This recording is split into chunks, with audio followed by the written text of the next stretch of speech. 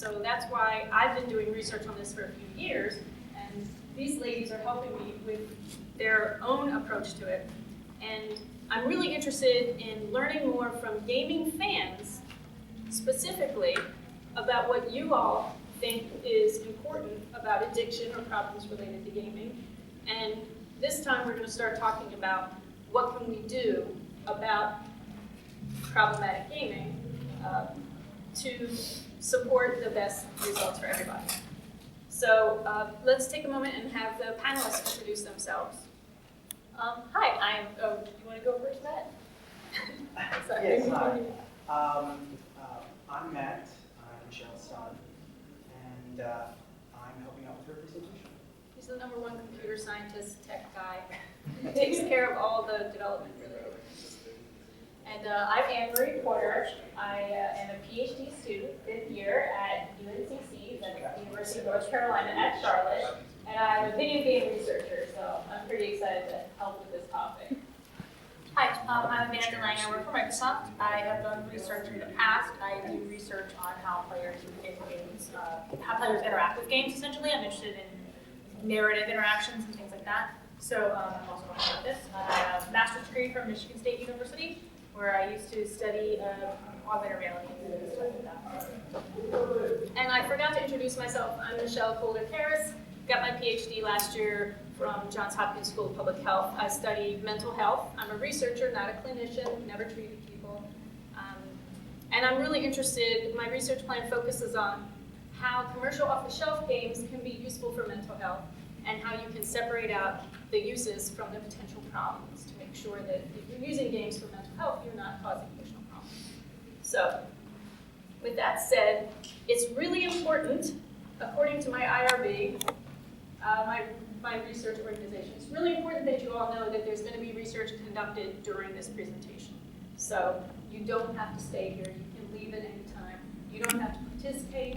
We'll ask you to fill out those forms and stuff. You don't even have to do that. So just make sure you understand that. And unfortunately, I have to read word for word the document that was approved by the IRB. I'll do that in a few minutes. Was anybody here last year? Did anybody come to the panel? Okay, so we have Panel or Magfest? this panel, this particular panel.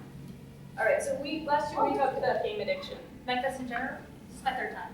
I'm excited. Yeah. So last year we talked about game addiction as well. We did research last year, and it was really cool. And the people that I'm working with around the world are very interested because apparently no one's thought to talk to gaming fans before, to people who actually pay money to come to a gaming convention. So you guys are giving some really important information. So, and if you did come last year, please still participate. So let me see, I will read the official thing. I'm gonna see how fast I can read it. But please, Leave the chairs maybe here so we don't have to do that. yeah, let's do that.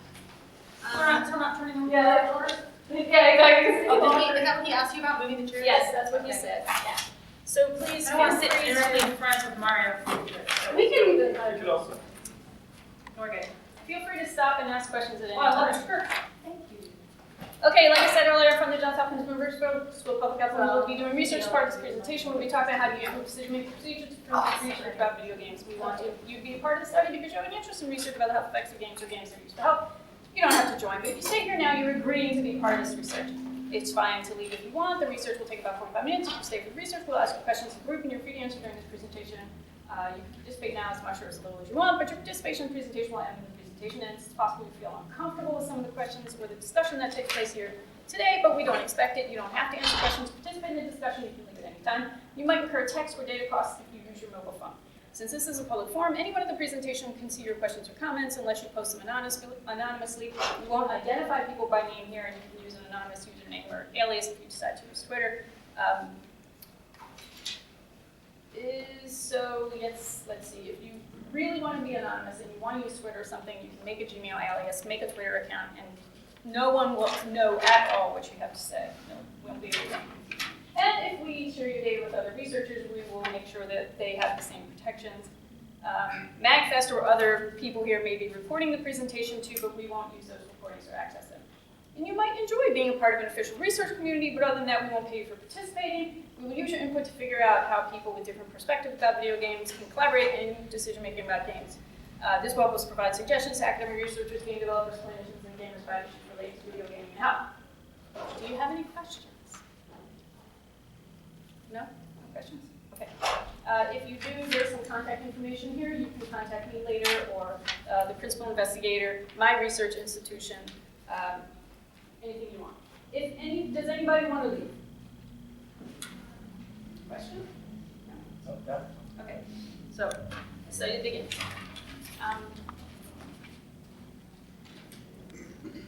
All right, so this is what we would like you all to do. Last year we did this in a way that wasn't ideal, and now we're going to do it in the ideal way.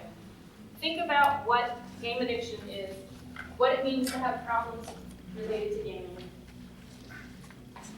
On newspapers that we've given you, or if you have access to Twitter, if you can actually connect to the internet, you can tweet at VGStudy1, or you can write on those little slips of paper. We did just give out a Wi-Fi for people that are not on Yes. Wi-Fi. So if you're not on Wi-Fi, some people came in a little late. Do you need that, or can you use the papers? Papers fine. Is anyone using that kind of thing? So yeah, what we'd like you to do is list maybe 3 to 5 criteria on the blank pieces of paper. And these are things that, to you, would be signs of game addiction or signs of serious problems related to gaming. Yeah, there's no right or wrong answer. It's whatever you think. So if you have like a friend who you believe is addicted to games, like what specifically do you think makes it a problem? When do you think it's a problem? And we're gonna let everybody do that for a few minutes. When you're done, just pass your things up, and we're gonna take note of them. And then once we finish this, we're gonna show everybody the list of things that people came up with, and then we'll talk about it. It's down. So guys, we've got a ton of criteria from you all. Thank you. This is really amazing. Thank you, everybody. Thank you guys very much. You just put a shower of the so I appreciate your feedback. Yeah, thank you for your patience. So let's look through these really quickly. We're going to do the same type of process that we do as scientists. We're just going to do the beginning part. So we'll look through them all really quickly to get a sense of what they say. So we have interferes with everyday life, like skipping school or work or food. Interferes with your daily life. Once you start, you can't stop. Interferes with eating, sleeping.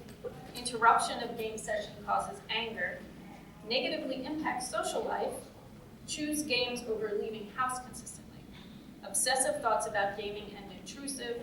Compulsive gaming, even when you do not want to play, you can't stop yourself. Your gaming interferes with other spheres of your life, like relationships, schoolwork, or hobbies.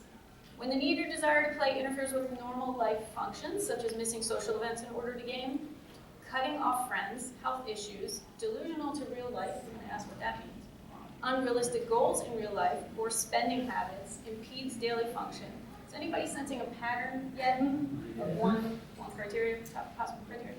Takes priority over other necessary aspects of life, like subscription over rent. Time plus energy affects work and family relationships, hygiene and health. Exhibits negative symptoms when withdrawing from games. Inability to disconnect from gaming. Prioritize games over important deadlines and plans. Withdraw, anger, or inability to function when not gaming. And that's another pattern, right? We've seen that a few times now. Overspending on games beyond one's means. Playing for durations that endanger physical health. Time spent on gaming. Socializing less in person. I wasn't sure if socializing less in person - focus on gaming was 1 or 2. If anybody wrote that and they want to talk about it, you can let me know. Otherwise, I'm going to leave them as 1. Being secluded often, habit level of games, slot machine mentality, illusion of fulfillment. Addiction, in a sense, fills a void of something that is missing, like socialization with family. Not being able to stop, ignoring self-help, spending more time gaming than working or studying, constant need for satisfaction from games, and ignoring cost of gaming. So, look, we got those other ones. So we have inability to stop, distraction from necessary or enjoyable tasks, harms health, gets in the way of life or work, not doing more important tasks, procrastinating or weight issues. Does anybody want to recommend one thing that we can lump some of these under? I think we can lump a few of these into different groups. So, any suggestions? Can't stop, won't stop. Yeah, can't stop, won't So stop. interference, I heard, and can't stop. Okay, so for can't stop, once you start, you can't stop. That's probably one, right? I'm going to make this up here. Can't stop. Alrighty, and that takes care of this one, right? What is my strike through? We're gonna italicize it once we do it. What's another kind of like an overarching one that we can lump some of them? Yeah. Prioritizing gaming over all other aspects of life. Oh, yeah. Over all other aspects. And camera person. The cost. Cost like monetary cost or? Yeah, a lot of people Oh, are discussing, monetary. a lot of people seem to be discussing how much gaming costs in money. Is that what you were talking about? Yeah, I saw like spending beyond what it means and that kind of thing come up a few times. So here's a question for you all. One person said spending beyond one's means. Other people said spending too much money on games. So when we say that we're going to lump things having to do with money, how do we want to put that? Do we want to say spending too much money, or do we want to say spending beyond one's means? Do we want to say spending money on games when you should be spending on other things? What do we think? Do we have any suggestions? Spending in excess of the budget. Excess of your budget? Takes financial priority. Takes financial priority? Okay. Budgeting zones. I'm sorry, say it again. Budgeting. Budgeting? Negative impact on your life in terms of money. Like, you know, if you have the money to spend it, then it won't. You know, like the problems when it's negative. Okay, so it sounds like a good focus might be to talk about how if the spending on games it's impeding on other things you should be spending on, right? So when we say prioritizing gaming over all other aspects, I'm thinking of it as like prioritizing spending money on games. Yeah, I guess that could be good.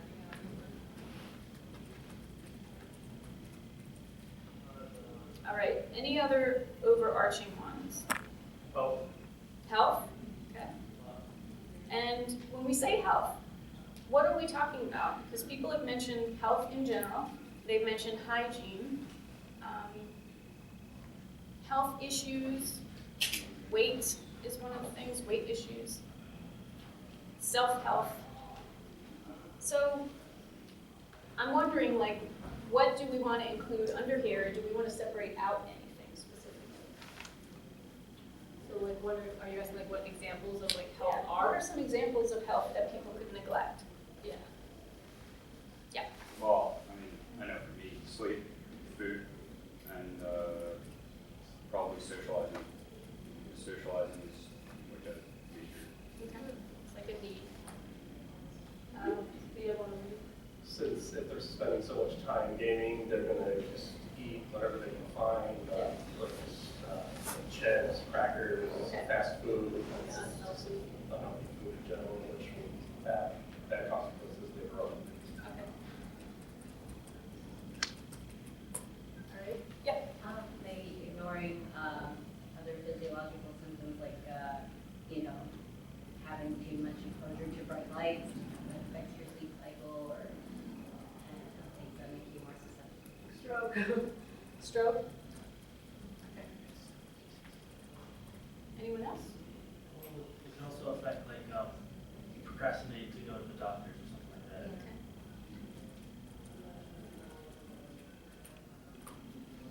So someone back there. If your hands are literally physically in pain.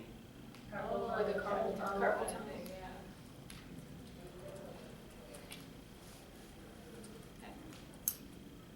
And let's take one more. And cardiovascular disease could increase if they say everyone should stand at least 4 hours a day. Yeah. Standing in front of vehicles significantly contribute to. Okay. From sitting too much, essentially. All right. Stress. Stress. Yeah. Well, I want to because I think we covered, that comes up in other of the examples. So does nobody had mentioned taking a shower, and that's an aspect of hygiene, and I think overlaps with some of the things we were talking about, standing up and eating unhealthy food and stuff. So do we want to separate out health and hygiene, or just keep them together? Socking, another term. What's that? Poop what? You ever heard the term poop socking? Poop socking. Oh, socking. Yeah, Socking. poop socking. Yeah, that's a colloquial term for spending too much time. Anybody heard that term? Is that me? Oh no, I've Yeah, heard yeah. more. I've heard more peanut bottle, but You feed a that. bottle. Yeah, I totally In get what other you're words, saying, though. neglecting your needs to use the bathroom. That's impossible. Yeah, that's a. So do we want to separate out health and hygiene, or keep them together? I'd separate them. You can walk and talk to an unhealthy person, but they shower that day. Okay. I feel like there's a lot of physical as well as like mental health and hygiene that should maybe be separated out. Because like you're saying, like you could neglect your mental health and hygiene and socializing, but still be showered. Okay.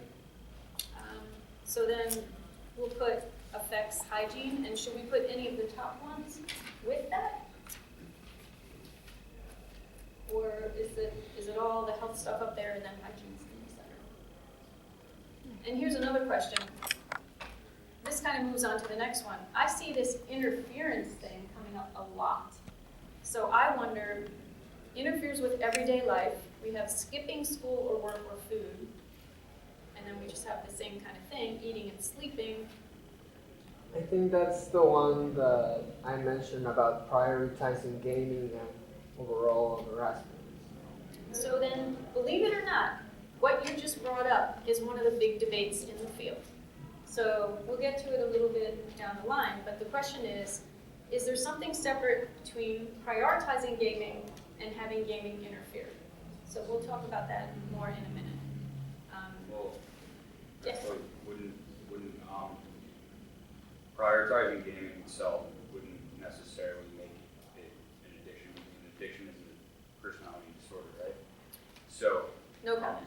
Yeah. Okay, but for something to be a disorder, it needs to interfere with your daily life. So interfering versus being prioritized is sort of the difference. If it interferes with your life, like to the extent outside of your control, then I think. No, that was I really think good. you were on the right track. Yeah. Yeah, we'll talk about that in a couple more Prioritizing slides. is more conscious. Interfering Right, means yeah. that. Oh, I should have been at work 20 minutes ago. I better leave. Right. And What is behind prioritizing? It's like, for example, Oh, it's a good point I'm on a race because tonight, so I'm gonna put it on my calendar, maybe planning as a planning aspect. Yeah. Versus an unplanned, like, oh shit, I stayed up until 3 a.m., right? Maybe that's. You mean, oh shit, the sun's up. Right.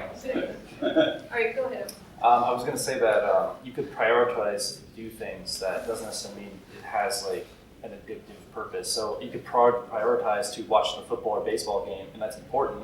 And it's 3 hours of blackout time. Right. But that's not technically like it could be neurotic in behavior, but that doesn't mean that it's like literally interfering your day-by-day life because it's a set time and there's only so much time. That's a really good point. I'm gonna make note of that because that kind of speaks to this debate aspect. You can prioritize without it interfering. Does that sound right? Okay, so did we put interfering? Do we want to put interfering? Prioritize. Well, that's what this gentleman was just saying, yeah. So you could prioritize like watching a football game, right? And so does that interfere to the point where something's, indicates something wrong, a problem? So I would recommend that we add interfering with everyday life. And that way I can get rid of a whole bunch of things. Yeah, a lot of those. That's like literally Yeah. Yeah. pretty great. Impulsive, blah, blah, blah, cutting off friends, health. So maybe we can talk about examples of like interfering, versus like prioritizing.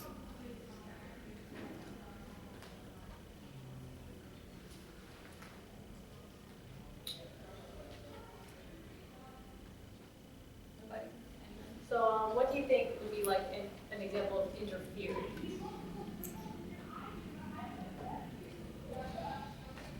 Say you stay up all night playing games and you neglect that you have work.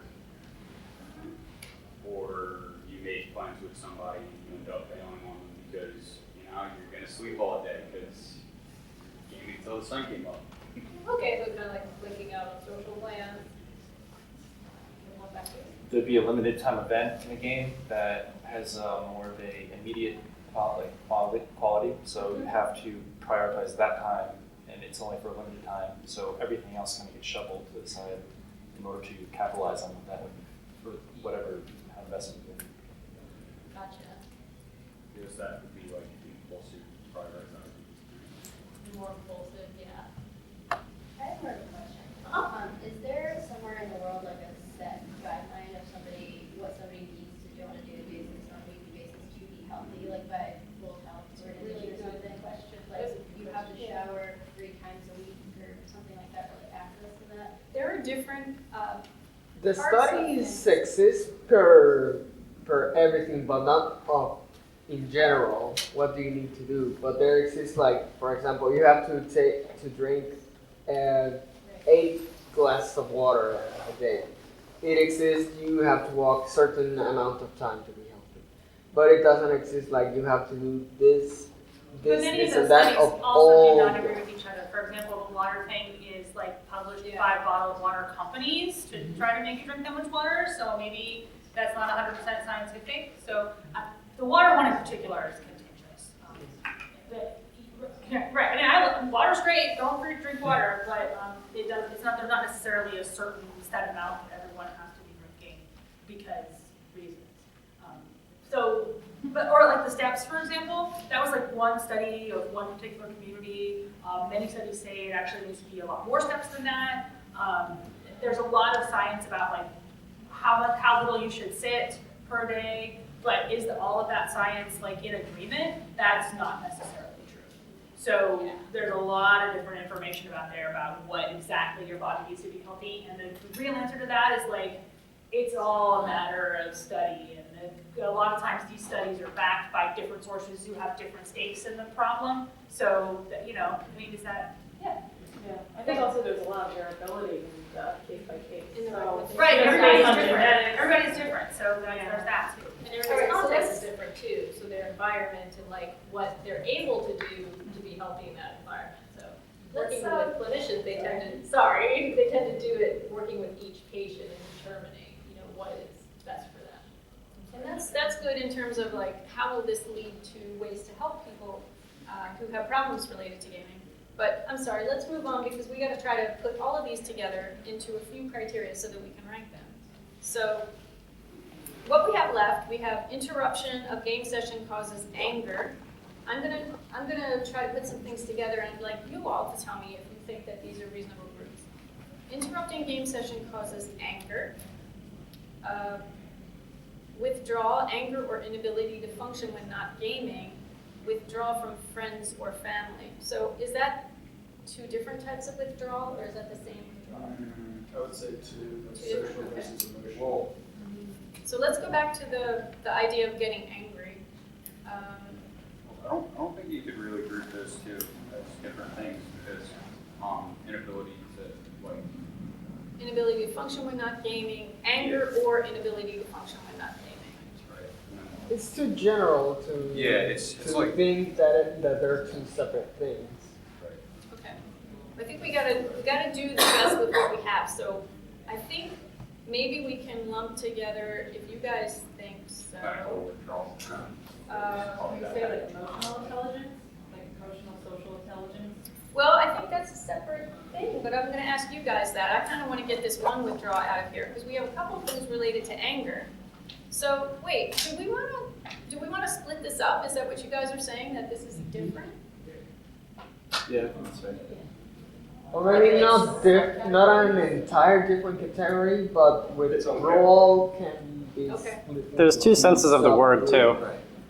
Well, I mean, don't we already have the whole like inability to function? So it's sort of like implied That's what I was thinking. that the withdrawal is gonna like cause that. and even just the use of your parts as well. Yeah. But it could also cause antisocial behavior among Right. other people. As with any group of things, competition, I'm sure you'll hear about like soccer matches where the fans like, beat each other bloody and that sort of thing. But with gaming, it's the same thing could happen. You have a group of people, maybe from different countries that have bad history. I've heard of like there's hacking with North and South Korea. I've heard the former Yugoslav nations that have hacked each other and they compete over games and it gets very violent, a lot of death threats, things like that. So that's speaking to the anger aspect of withdrawal. Yeah. Okay. And it's bad because it's groups of people. It puts groups of people together, but then it puts them against another group of people in a negative way. Okay. So it sounds like there might be like culture-specific things that would affect how these things work. I imagine it's probably doesn't happen too often, but at the same time, I'm sure it happens from time to time. But. Let me ask again about anger. So here we have it in interruption of game session causes anger. What does that mean? Like if your significant other says time to stop gaming, you get mad, or does it mean something else? Probably excessive negative emotions when you can't or are told to stop being. Okay. And is that the same thing as withdrawal anger? It could also be irritability when you are not actively playing games. You just you tend to be, or you just tend to have a shorter fuse with people. Okay. Anger or irritability when not gaming or have to stop gaming? Are those the same thing? Yeah, I think Okay. it can be interpreted in Sorry. separate I have a quick question. Yeah. Are we talking about withdrawal as in literally drawing away from other people or from whatever, or are we talking about like withdrawal as a See, symptom? that is a really important question. I thought we would move to the social thing next because we do have quite a few things that talk about social criteria. So we got rid of this one. We got negatively impact social life, choose games over leaving the house consistently. I just wrote that as an example. Well, and you can see that many other people wrote similar things. We have cutting off friends. We have foregoing social events in order to game. Yes. I'm sorry, go ahead. Okay. We have time plus energy affects work, family relationships, hygiene and health. We got rid of these. Socializing less in person to focus on gaming, being secluded often, and addiction fills a void for something that's missing, like socializing with family. And so those are the social things. So given those ones that I just read, if we were going to lump those together, what are the most important parts of that? What's that? Isolation. Okay. Antisocial behavior. Isolation, antisocial behavior. So I'm going to put isolation. In psychiatric disorder parlance, antisocial behavior means acting out, like stealing and stuff like that. Yeah. So do we want to say? Behavior like being afraid of other people, Okay. like maybe leaving the house is sort of like it becomes a struggle. Yeah. And here's an interesting question for you all. Do you think the social anxiety starts and draws people to gaming? Or does it happen as a result of too much gaming? Or is it a cycle? I think both. It Varies. could be one word, Varies but they feed into each other. It could also be a coping mechanism. Like I feel like some people may choose to play video games because they because they might have had some trauma or some past experience that's detached themselves from society. Well, but this guy's been so patient. Oh, okay. I would say it's like any kind of addiction. All addiction comes from an inner psychological wound or perhaps traumatic experience. And that's down here, yeah, the idea of it's filling a void, right? All right, so I'm sorry, we have to move on. I didn't realize it's 5:14. We're not going to get to any of the other things unless we really go fast. So we have something about tasks and not doing tasks. Is that part of interference or is that something else? I think that's part of it. Okay. Procrastinating, what about that? Falls under the same thing. Interference? Yeah. Okay. So that's not prioritized. I have a comment really quick. Yes. I would say it's not interference in the sense of distracting. It's probably a key word there. So more like you're thinking about. It's more of a distraction. It It's- doesn't even cross your mind Right. that you have to do it. Okay. Like release from stress. So then, let's see. So that has to do with thinking, right? A specific aspect of like you're thinking about games, so you're not thinking about it. Not necessarily. It could be habitual in terms of like it's just a habit at that point, so it's your go-to. In a way, if you do that for a long period of time, it's like also kind of a somebody gets home from work after a long day and so they do these. Idea of what is meant by that? I know what it means for psychiatric disorders, but what do we mean when we talk about that with games? I have an example. A friend of mine knew someone, and he kind of had gaming addiction. He also had high functional autism, I believe. So he was trying to take him to like his college and just bring him to discussions, and like they were talking about renewable energy, but his friend who had issues differentiating from what a video game's reality to reality, he was talking about like energy stones, and it just it got really bad. He had to like take him out, and because people were sniggering and laughing at him, and then it was not a good situation. Okay, that's really well put. And what were you going to say? Oh, I guess just that, like maybe kind of goes with the void because like the gaming can like provide an ideal for like fantasy, and that fantasy is more appealing than your real life. Okay. So maybe that's why when you go back to real life, Like trying to do the parkour of Assassin's Creed, for example. Okay. Sure. Thinking you could hate somebody with your power for life because you've been playing GTA for so long. Yeah, that would be good. That would be good. It's just how you talk to people, because like, you know, when they use these, like especially virtual reality with like kids with autism, right now, just their interactions and stuff is like how you talk to people, so like how characters in narrative might talk, they might bring that into real life and think that's how you talk to people in real life. Adopting game. Game-like interaction. Okay. Wouldn't that be like pretty much like game related schizophrenia in a way? I mean, that's something we can probably have a nice long conversation about. Yeah. Probably. Disconnect from gaming would be similar to. So that's a good question. Is inability to disconnect from gaming, does that have to do with not being able to stop or being in the game world and not being in the real world? Mostly it's having thoughts about your game even when you are not actively in the game itself. But don't you think you have fantasies about the TV shows you watch? Absolutely, but to a point where you can't stop thinking about it. Yeah. You have that inability to stop thinking about, say, World of Warcraft. Maybe those things that makes you anxious. Sorry, I was just gonna say, I have a Like you're question about bored that. in the real world. Okay. As opposed to just like having a little thought or it's more of a I can't wait to not be in the world or kind of Okay. you know. Well, that's Let's get this. I was just gonna say, sorry, like, obviously, you know, as you mentioned, we can think about things that are games or, you know, our favorite shows or whatever, while we're not actively participating with them, but are we considering also behavior in which somebody uses games or uses a game sort of logic in order to make sense of what they're actually perceiving? Like, what if you're a kid again, and you're like, this is the way that people talk in this game, why don't I learn to talk to people by learning to this game? Okay. Like a little that. rough. It's kind of a tough one. Using the game logic to make sense of the real world, learning through games how to talk to people. So, That would be a positive.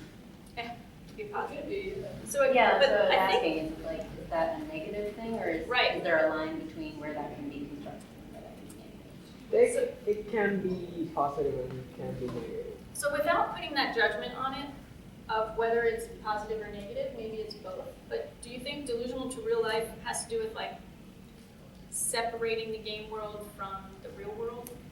Yeah. That's kind of Stability, More yeah. inability.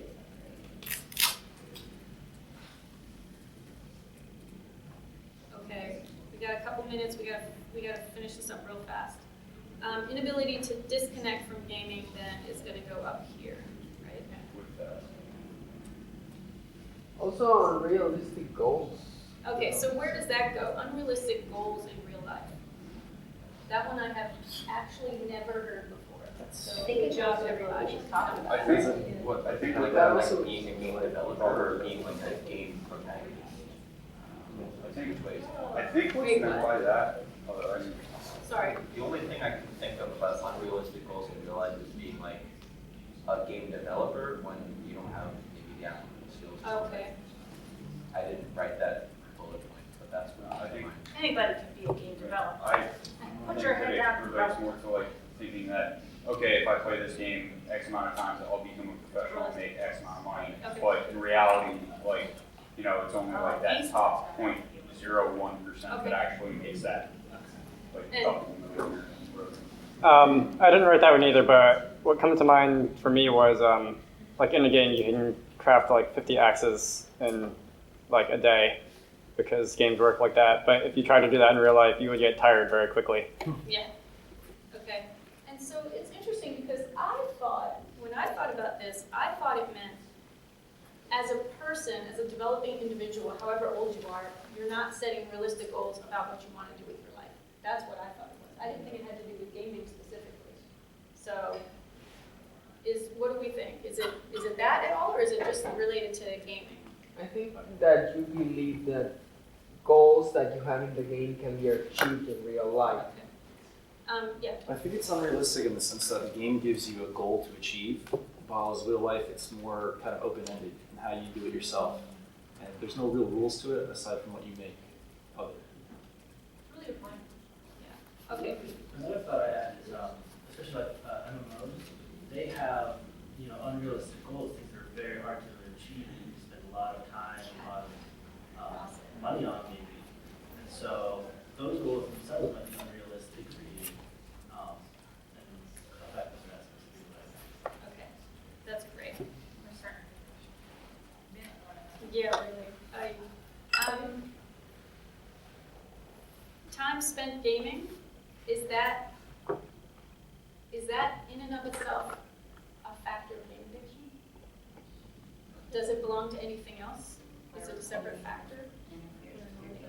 Unless it's like Yeah, it's only a factor. You spend time gaming. Well, wouldn't that tie into the prioritizing gaming and interfering, which we already have? So we want to say that it ties in with that? Yeah. I'd say that if you knew somebody that played 12 hours of baseball, you'd think they're either a minor league or a pro league player, opposed to maybe I would say what you were saying earlier, if the illusion that I could be a pro gamer if I can really put the time into it and work for it, but it's such a small percentage that I can see that. Okay, so we got a social thing, we got the isolation thing. Habit level of games. What do we mean when we say habit level of games? Login rewards. Okay. Any other ideas? So I was assuming, I kind of think of it almost like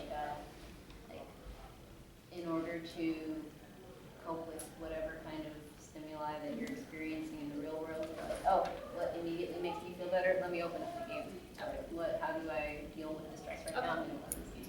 And slot machine mentality, you read that to me, Amanda. That was linked to something else, right? I don't know. Okay. Slot machine mentality? I guess that it means I won't stop playing until I win this event. One more round. Slot machine mentality was it's more so a near win, and it's essentially a gambler's mentality. Chasing losses. And I won a little bit, but I could have won so much more. I'm gonna try harder and keep going. But you're fulfilled if you get what you're looking for. So some people know that I'm not gonna spend this chance. I'm done. Opposed to I was so close to moving track. Okay. Does anybody, like, scrolling through these, I haven't italicized everything. This constant need for satisfaction from games, is that different from, these are our main things now? Can't stop. Prioritizing gaming over all other aspects. Prioritizing spending money on games. Affects health, sleep, etc. Affects hygiene. Anger or irritability when you have to stop. Isolation, social phobia, social anxiety. Interfering with everyday life. Habit, it's your go-to. You use it to de-stress and distract. That can, the habit go to the stress, that can go with using games to cope and all other. Coping. How about that? It does have like a, I think you can have a healthy capacity of coping through games as well. And I think if it's your own means of coping, then it makes sense. Right. Could be a little bit the fulfillment aspect, like fulfilling a. Oh yeah, filling the void. Yeah, all right, guys, we got 4 minutes. Now I have to ask everybody, if you would be so kind, would you consider trying to rank the top 5 that you think are important? On this list, like which 5, in what order do you think are the most important? Yep. Let me get these in a better format.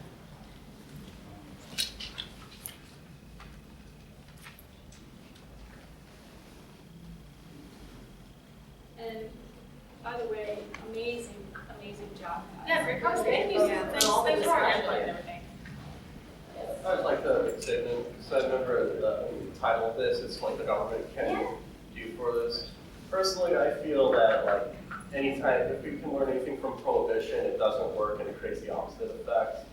At the same time, there are people who are truly addicts, but I think with all addicts, you can't save every addict. Not everything is 100% guaranteed, but you can do the best way you can, which I feel, if something should be done, it should be more positive reinforcement rather than negative reinforcement. And I think that's what a lot of people's addiction comes from, is they feel alone or isolated. While we're on this topic, have you heard that like China is actually trying to gamify compliance, compliance with citizenship with the government? Yeah, they're actually inventing a game to help people like be a good citizen. Yeah, It's scary, It's actually. a little scary. If you want, we had a whole rest of the presentation talking about that. We just had such a good conversation that I was very reluctant to come on. So I think the conversation is what this for. yeah, we can talk about it outside. Okay. I personally have like a million things that I'm gonna be here for, so Yeah. I'm gonna be here like all week. And I'll be here for playing dance. We have another, Rhythm no. games. Oh, rhythm games, yes. Yeah. I have to do some good are. That's what Can you like show your information again so we can look up what you guys are working on? Oh, yeah, Sorry. I have cards too. What's that? No.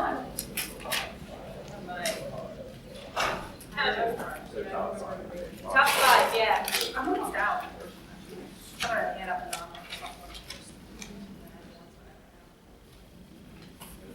Almost out.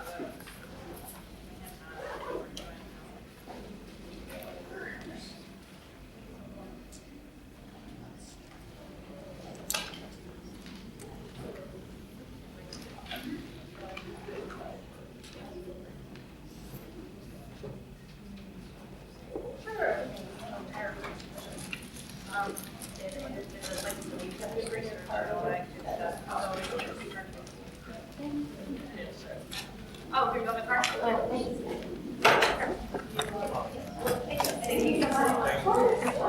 Yeah, Did you leave your? Okay. Did you?